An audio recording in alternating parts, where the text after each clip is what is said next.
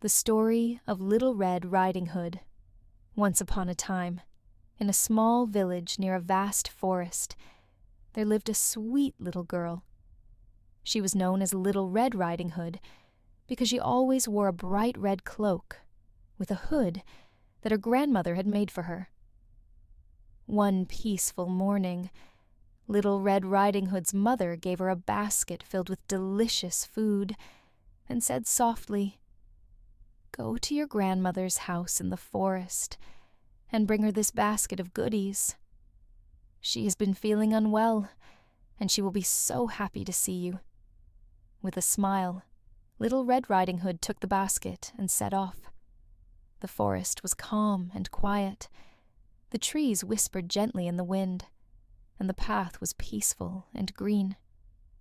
As she walked, Little Red Riding Hood hummed a soft song to herself. The light filtering through the trees made everything feel warm and cozy. As she walked deeper into the forest, Little Red Riding Hood met a wolf. The wolf spoke to her in a voice that was deep but friendly. "Where are you going, little girl?" he asked. "I'm going to visit my grandmother," Little Red Riding Hood replied. "She lives deep in the forest." The wolf smiled, though his smile was a little too wide, and asked, "What are you bringing her?" "I'm bringing her a basket of food to help her feel better," Little Red Riding Hood answered. The wolf thought for a moment, and then said, "Why don't you pick some flowers for your grandmother? I'm sure she'd love them." Little Red Riding Hood thought this was a great idea, and stopped to pick some flowers along the way. While Little Red Riding Hood picked flowers, the wolf hurried ahead to her grandmother's house. When the wolf arrived, he knocked softly on the door and pretended to be Little Red Riding Hood. "Grandmother, it's me, Little Red Riding Hood," he said. The grandmother, who was lying in bed, said, "Come in, dear." But when the wolf entered, he quickly locked the door behind him and took the grandmother's place in bed, hiding under the covers. Soon, Little Red Riding Hood arrived at her grandmother's house. She knocked on the door.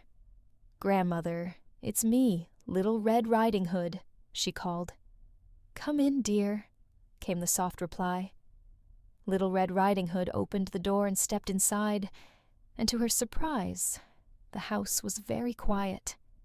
"Grandmother, you look so different today," she said. "What big eyes you have." "All the better to see you with, my dear," the wolf replied in a deep voice, still hiding under the covers. "Grandmother, what big ears you have," Little Red Riding Hood said again, feeling a little strange. "All the better to hear you with, my dear," said the wolf. "Grandmother, what big teeth you have," Little Red Riding Hood said, now a little frightened.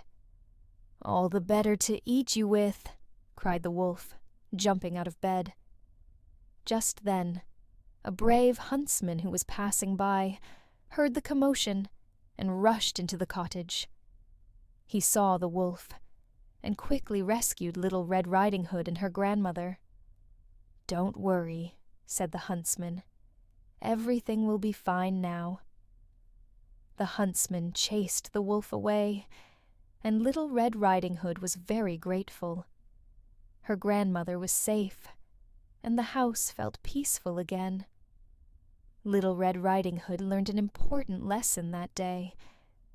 Always stay on the path and never talk to strangers. And from that day on, Little Red Riding Hood and her grandmother lived happily and safely, surrounded by the peaceful forest.